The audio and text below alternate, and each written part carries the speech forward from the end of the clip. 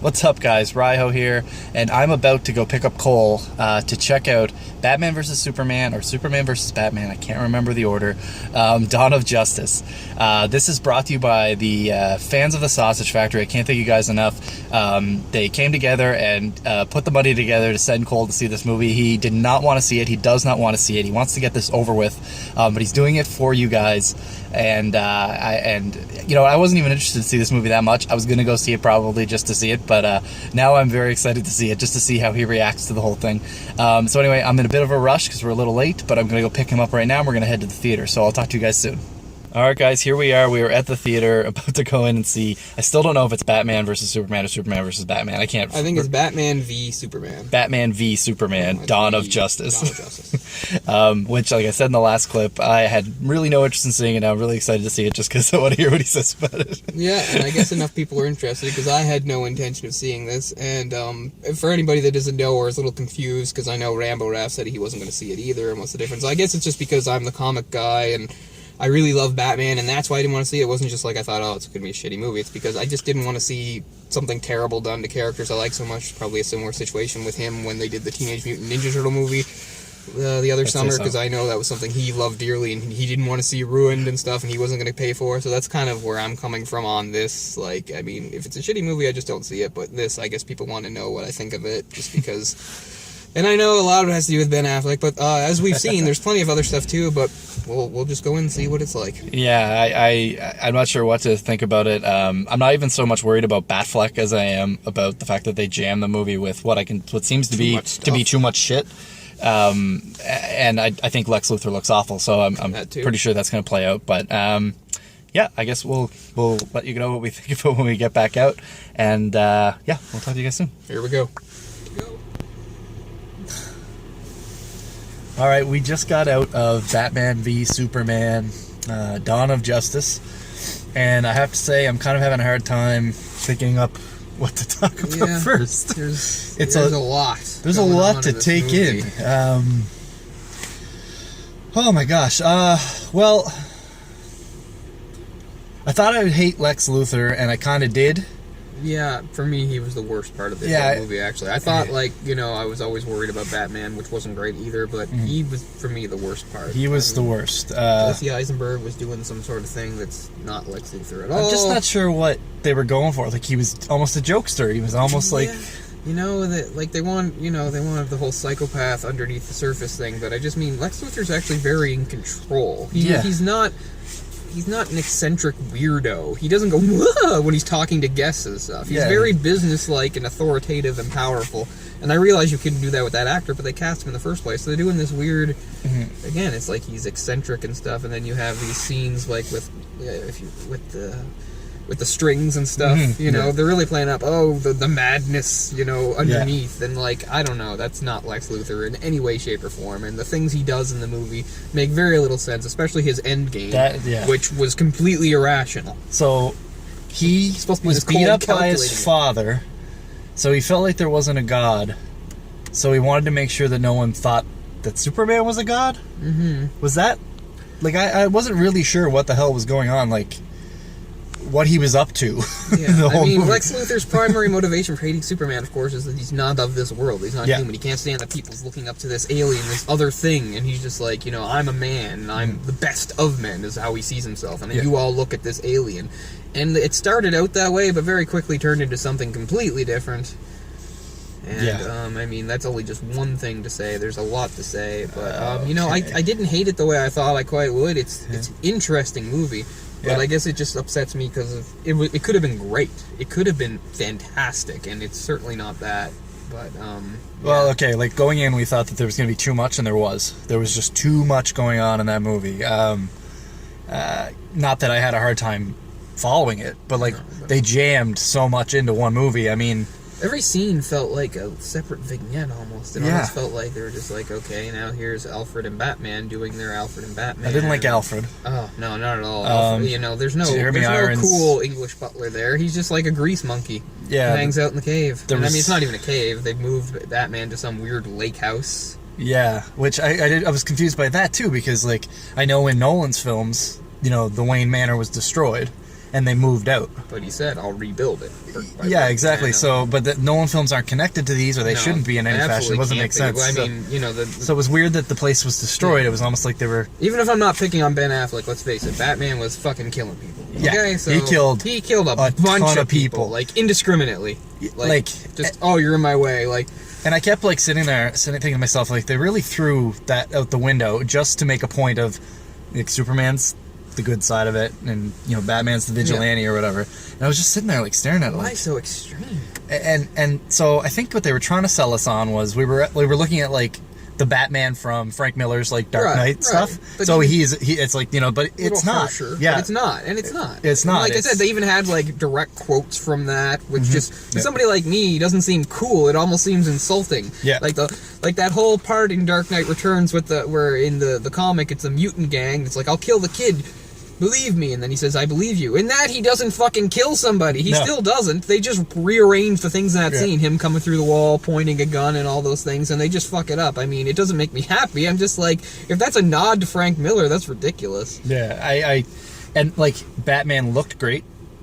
Like, the suit, I liked it. He was a little bloated looking, but I can live with that. I can deal with that. If he wasn't killing people, I would have been like, okay. Yeah, more or less. I mean, when he had that fight scene at the end with the gang of guys, like, if he wasn't killing them all, it would have been really cool. I mean, and even some of the non-lethal stuff, like he grabs somebody's knife and puts it into a guy's shoulder. Yeah. Like, Batman doesn't do that. It was almost like he was trying to kill the guy. I know they tried to set the tone that he was pretty unhinged with the whole branding people thing. And, like, he knew the people were dying from the branding. So at first I was like, okay, he's not really killing people, but he knows that, you know, when they go to prison, ipso facto they're dying. Murder them, like, so I was like, okay. So he's already indirectly murdering people. And then it gets to the point where he's just outright... He whips out guns and he's... I mean, well, not guns, but you know what I mean. The people that aren't familiar, like, the Batman-Superman dynamics, that's what's the problem anyway. Well, you know, in the original comics, you know, in Silver Age, they were just friends right away, because everybody was. And then in the modern retelling, it was, well, Batman, when he first met him, he didn't trust him because of his power and wanted to know what his deal was. In this, he didn't trust him and just immediately wanted to kill him. Yeah. And, like, just goes at it. And what's funny is, like, they have this whole setup, since we're doing spoilers, where it's supposed to be where they're manipulated into the fight, where, like, Superman has all the motivation to kill Batman, because Lex basically says, if you don't kill him, I'm going to kill your mother. And yet Batman is beating on him with an anger and hatred that makes it seem as though he killed his parents or something. And I don't know where any of it, like, so to see a Batman just so out of control, like I don't know, usually when these things happen, when you have heroes fighting and stuff, the point is you can sort of see both sides. I'm sure they're going to do that in Civil War. These people know what they're doing. Where in this, it's just like, yeah, Batman is crazy. Superman does have to stop him. It's not like, oh, when they get to know each other, they'll respect each other and how they do things differently. It's like, Superman's got a fucking point. He's got to go to Gotham and shut Batman down because he's a lunatic. Because he's lost it, Yeah, I mean, and I can't respect a movie that does that to Batman. To see Batman so out of control and amateurish too. He screws up that whole thing at the party. Like, Batman doesn't know when he's being followed. Yeah, exactly. Like, Kent follows him right down the stairs. First thing I'm thinking to myself is, the chick follows him, Kent follows him. And what was the point of having Mercy Graves, an Asian Mercy Graves, which is cool? What's the point of having her in the movie? You're just going to kill her off. Yeah, in fact, Lex, that was weird. Lex just kills her off himself. That didn't even make any sense. Yeah, Lex just, like, lets her go in there. Yeah, like, that was a really surprise. I mean, maybe it helps with his alibi? There was all kinds of weird things, though, okay? Like, so there was a couple... Anyway, I shouldn't say all kinds, but there's a couple of weird things that caught me, and I was just kind of sitting there like, what's going on? So they eventually kind of introduced the concept that there are other superheroes out there, and, of course, the dawn of justice. This is going to be the beginning of the Justice League. Extended universe for DC, which is good, Which is good, but here's the problem.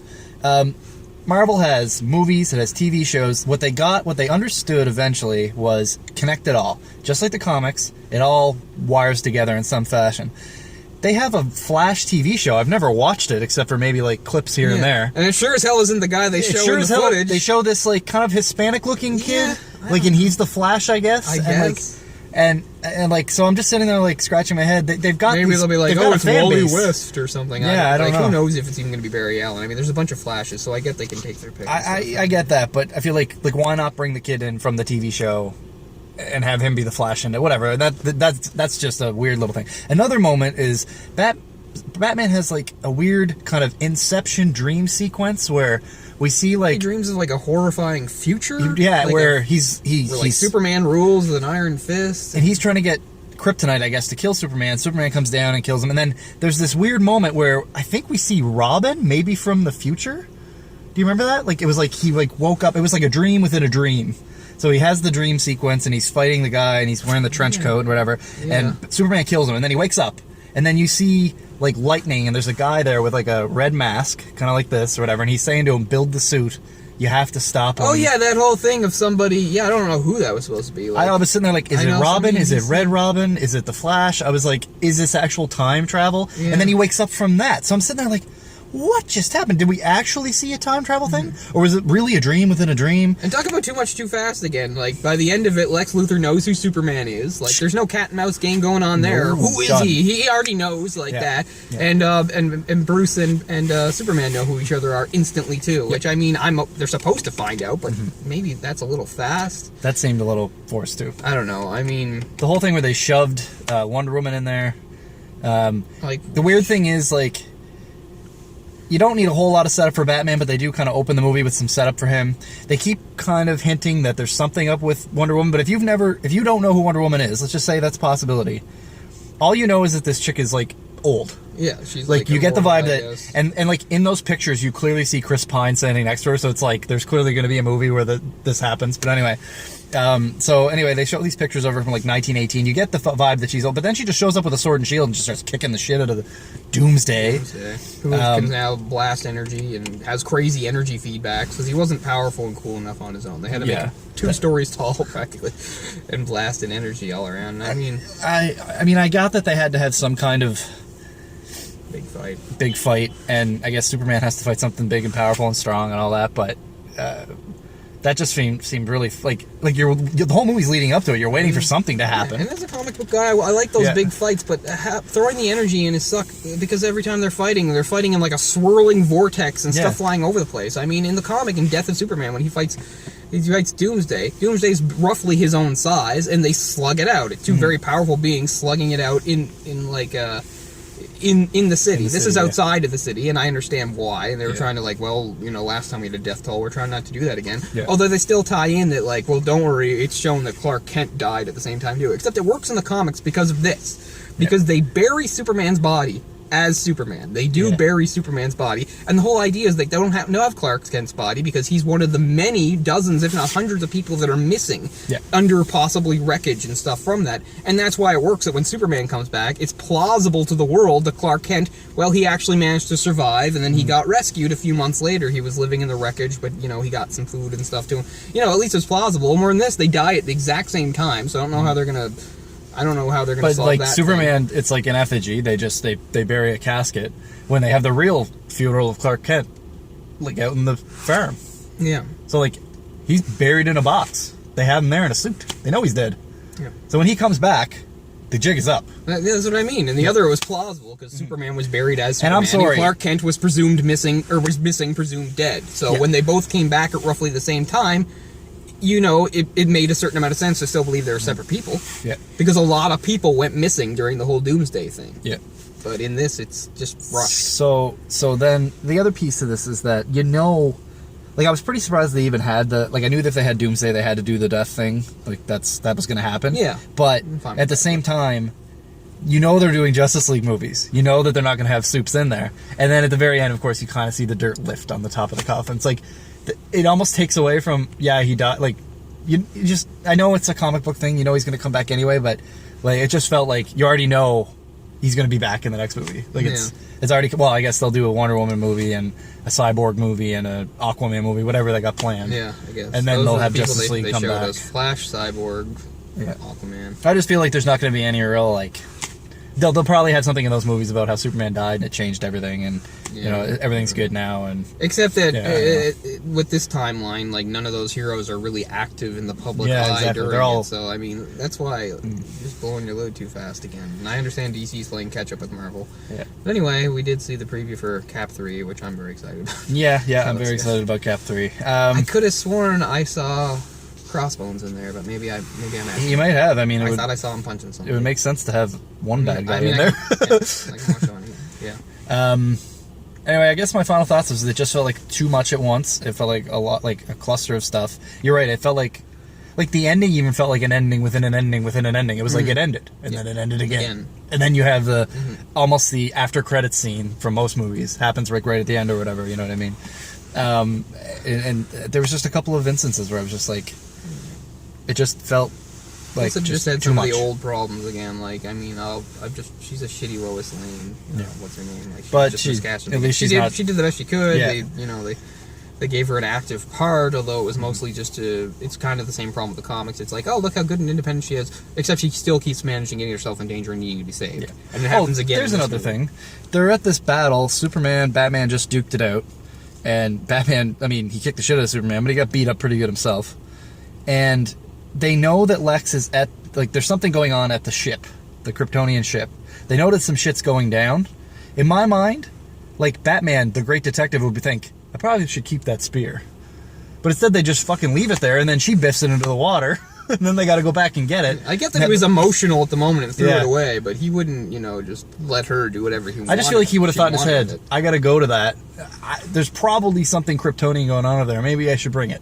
I don't know. I just feel like... Batman's just too flawed in this. I mean, even if it wasn't Ben Affleck, Ben Affleck impounds it, because I can't see it. I see Ben Affleck, man. I do. I don't see Batman. I just see Ben Affleck, man. And I can't help that, but I just mean he's not written well either. There's all sorts of inconsistencies and problems. Like, if that's the Batman that they would make like a Batman movie out of, like, that would be a pretty bad movie. I don't want to see that. That would be a pretty bad movie. That's why I didn't want to see this one, but I'm kind of glad I did, and I know we got the best fans that would actually do something like this for us. Just because they care about my reaction to it, so that's pretty cool. But anyway, there will be plenty more to say, and we'll get we'll have a lot more to say on this week's episode of the Sausage Factory. What the other guys thought. Yeah, exactly. I think Pizzell has his video up now, so you can check that out. I'm not going to post this till after, because I want it to be fresh for the people that paid for Cole to come see it. Right. Anyway, thank you guys for watching very much, and we'll talk to you later. Peace out. Peace.